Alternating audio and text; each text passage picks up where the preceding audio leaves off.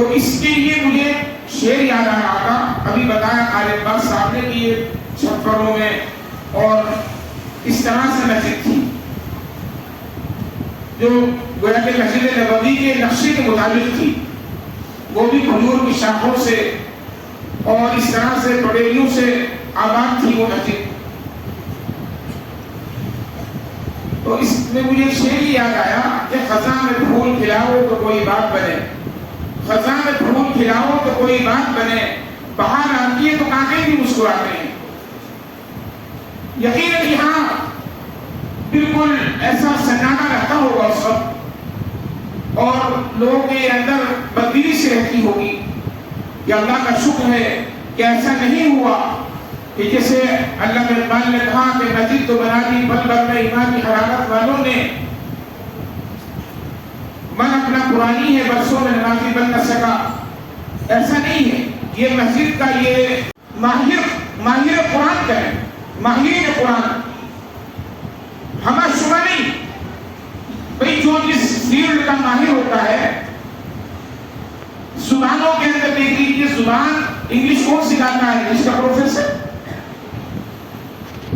ہندی زبان کون سکھاتا ہے؟ ہندی کا پروفیسر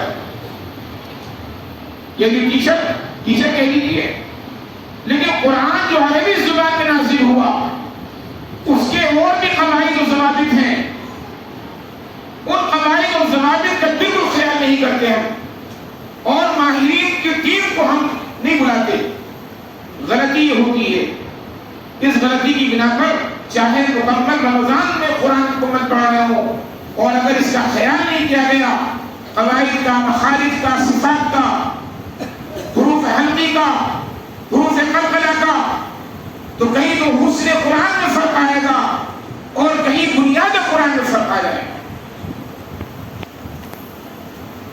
حالانکہ اللہ رب العزت نے یہ اعلان فرما کر کہ قرآن کا پڑھوانا، قرآن کا جمع کرنا، اپنے حبیب، اپنے محبوب آقا نامدار علیہ السلام کو بتا کر کے یہ ضمانت دے دی ہے کہ قرآن کی قراءت، قرآن کی تلاوت، قرآن میں زیر و زبر کے فرق سے بھی حفاظت ہمارے ذمہ ہے، ہم اس کو انجام دیں گے۔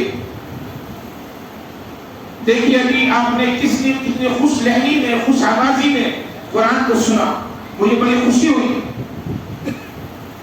اور یقیناً یہ مجلس دامدام ہو جاتی ہیں۔ قرآن کے اندر ایک نغمگی ہوتی ہے، ایک سوز ہوتا ہے، ایک ساز ہوتا ہے روحانی، اور ہمارے کانوں کو یہ کندھوں تک جب پہنچتا ہے تو قرآن کہتا ہے وَإِذَا سَمِعُوا مَا أُنزِلَ إِلَى الرَّسُولِ تَرَىٰ أَعْيُنَهُمْ تَفِيضُ مِنَ الدَّمْعِ مِمَّا عَرَفُوا۔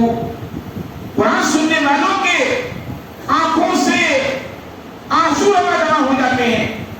تَرَىٰ أَعْيُنَهُمْ تَفِيضُ مِنَ الدَّمْعِ مِمَّا عَرَفُوا، 7 پارے کی پہلی آیت ہے۔ جب قرآن کریم کی مثیل اور مثال میں کوئی بڑے سے بڑا بلیغ اللسان فصیح العرب، اس کی مثال میں کوئی چیز، کوئی ٹکڑا نہیں بنا سکتا، کوئی آیت تیار نہیں کر سکتا، ایسی قرآن کریم کے روحانی فیوز و برکات اور اس کی روحانی اعجاز کو بھی کوئی نہیں روک سکتا۔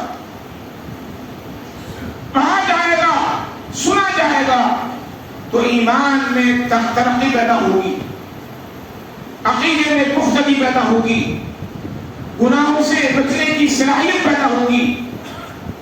قرآن کا سب سے بڑا میسیج یہ ہے، قرآن کا پیغام یہ ہے کہ وہ پہلے تو یہ کہتا ہے کہ میں صرف کتاب نہیں ہوں، میں لکھا ہوا کوئی کلام نہیں ہوں، بلکہ اللہ کے بول ہوں، اللہ کے جملے ہوں، اللہ نے جو فرمایا فرمان ہوں اس کا۔ اسی لیے حدیث میں آتا ہے تبرک بالقرآن فإنه کلام اللہ، اللہ کے کلام سے تبرک بالقرآن، قرآن سے برکت حاصل کرو کیونکہ وہ اللہ کا کلام ہے، وہ اللہ کی کتاب نہیں ہے صرف۔ اور اس کا فرق یہ ہے کلام اللہ ہونے کی وجہ سے وہ کبھی ختم نہیں ہوگا. ابد سے ہے ابد تک رہے گا, ابد سے ہے ابد تک رہے گا. اسی لیے کلام الہی کی شان یہ ہے کہ وہ اول الکتب بھی ہے اور وہ آخر الکتب بھی ہے.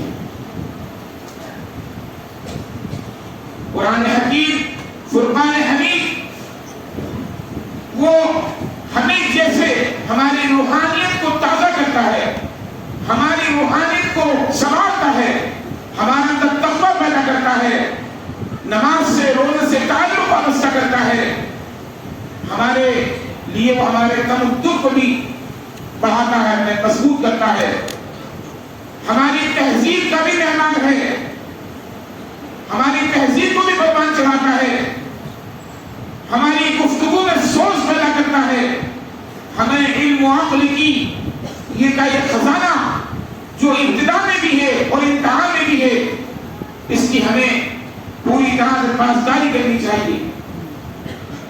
آج یہ نہیں کہ چند حافظ پیدا ہو گئے مسجدوں کو آباد کر دیا, بلکہ اس سے ہمیں ترغیب لینی چاہیے, اس سبق لینا چاہیے کہ ہمارے گھروں میں ہم خود پڑھنے والے ہوں قرآن, ہمارے بچے پڑھنے والے ہوں. عجیب بات ہے کہ ہم جب دنیا کی ڈگری حاصل کرتے ہیں, دنیا کی ڈگری حاصل کرنے کی طرف جاتے ہیں تو وہاں عمر کی کوئی قید نہیں ہوتی.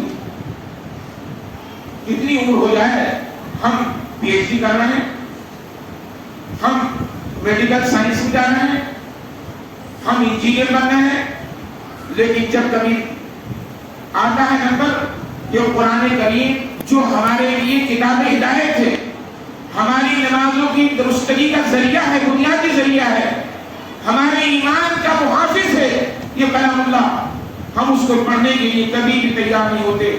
ہمیں شرم و حیا ہمارے لیے رکاوٹ بن جاتی ہے, ہماری عمر رکاوٹ بن جاتی ہے. ایسا کیوں ہوتا ہے؟ جب ہم 50 سال کے ہو کر ہم پی ایچ ڈی کرتے ہیں تو ہمیں قرآن کریم کے پڑھنے میں, عربی زبان سیکھنے میں کیوں ہمیں شرم آتی ہے, جو اہل جنت کی بھی زبان ہے اور ہمارے دستور کی بھی زبان ہے, دستور حیات کی بھی زبان ہے, آئین کی بھی زبان ہے. یہ ایسا چشمہ علم ہے کہ سارے علوم کا کنیکشن قرآن سے ہے. ہمیں یہ یقین رکھنا ہوگا, کسی علم پر پابندی عائد نہیں کی اسلام نے, لیکن یہ قید ضرور لگائی ہے اقرأ باسم ربک الذی خلق, کہ اللہ کے نام کے ساتھ تعلیم کی ابتدا کرو. اللہ کا نام پیش نظر رہے, استحضار رہے. اگر اس میں رب کا خیال نہیں ہے, ذات و صفات خداوندی کا خیال نہیں ہے, تو وہ تعلیم ہمیں گمراہ کر دے گی, وہ تعلیم ہمیں دہریہ بنا دے گی, وہ تعلیم ہمیں بے عقلی کا شکار کر دے گی. اور انجام کا یہ ہوگا جو آج ملک میں ہم جگہ جگہ پر لڑکیوں اور لڑکوں کے تعلق سے ہم کہانیاں سن رہے ہیں. بیان کرنے کی ضرورت نہیں ہے, سب کو سب واقف ہے, نوجوان بھی اور بزرگ بھی اس بات سے واقف ہو گئے ہیں کہ کیا ہو رہا ہے, لیکن کیوں ہو رہا ہے اس پر توجہ نہیں. اگر تعلیم میں اللہ کا خوف سامنے ہے, قرآن جس کا مطالبہ کرتا ہے رمضان ماہ سیام, تو کبھی بھی انسان ایسے نہیں بگڑے گا, اس کا کردار خراب نہیں ہوگا. اس کا کردار ایسا ہوگا کہ اللہ کی حضرت عائشہ اماں رضی اللہ عنہا نے فرمایا, جب پوچھا گیا کہ اللہ کے رسول علیہ السلام کی زندگی کے بارے میں بتائے, تو انہوں نے کہا اما قرأت القرآن, تم نے قرآن نہیں پڑھا؟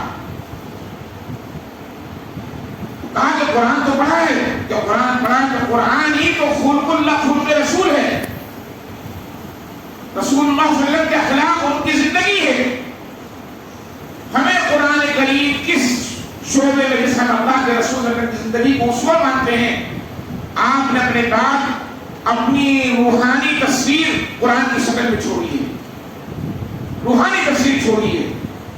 یہ یاد رکھیں, ہمارے لیے وہ اسوہ ہے. کون سا میدان ایسا ہے معیشت کا, معاشرت کا, جہاں ہمیں ہدایت نہیں کرتا, رہبری نہیں کرتا. معیشت میں دیکھ لیجئے اور معاشرت میں دیکھ لیجئے، ازدواجی زندگی میں خوشی کے موقع پر، غمی کے موقع پر، اور غیبت، چغلی، حسد، چوری، نفاق، اس کی مذمت کرنے میں قرآن کریم کا کتنا بڑا رول ہے۔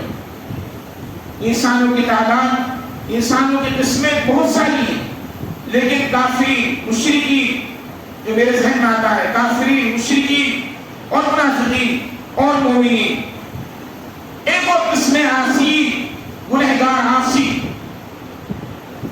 مشرک۔ ابھی میں نے آیت پڑھی سورہ بینہ کی، ان الذین کفروا من اہل الکتاب والمشرکین، اہل کتاب تو ہیں لیکن بھٹکے ہوئے ہیں۔ ہم کہتے تو ہیں کہ وہ توریت، زبور، انجیل کہ حامی ہے وہ لوگ، لیکن اس میں رد و بدل کرنے کی وجہ سے وہ کیا ہو گئے؟ کافر ہو گئے۔ وہ اہل کتاب، اہل حق نہیں رہے۔ اہل کتاب ہو سکتے ہیں لیکن اہل حق نہیں ہے، انہوں نے رد و بدل کر دیا۔ اور یہ بھی قرآن کہہ رہا ہے، قرآن کریم کی شہادت ہے، اگر ہم مانتے نہیں ہیں یہ بات، کہا کسی نے آپ سب گنگناتے اس کو، عمل سے ہی بنتی ہے جنت بھی جہنم بھی، یہ خاکی اپنی فطرت میں نہ نوری ہے نہ ناری ہے۔ ہم نے آج قرآن پاک 21ویں شب میں تکمیل کے ساتھ سن لیا، لیکن ہماری تراویح کی نماز ابھی باقی ہے، تراویح کی سنت باقی ہے۔ اگر ہم نے تراویح چھوڑ دی بالقصد بلا عذر تو ہمارے قرآن کریم کی جفا کشی جو جس محنت سے ہم نے سنا ہے اور 21 راتیں ہم نے قربان کی ہیں، اپنے نہ معلوم کس طرح ہم نے تقاضوں کو دبایا ہے، ہمارا سب کل ختم ہو جائے گا، سب بیکار ہو جائے گا۔ اس لیے مہربانی فرما کر عمل پر آئیے، تقریروں پہ جائیے، لفاظی پہ جائیے۔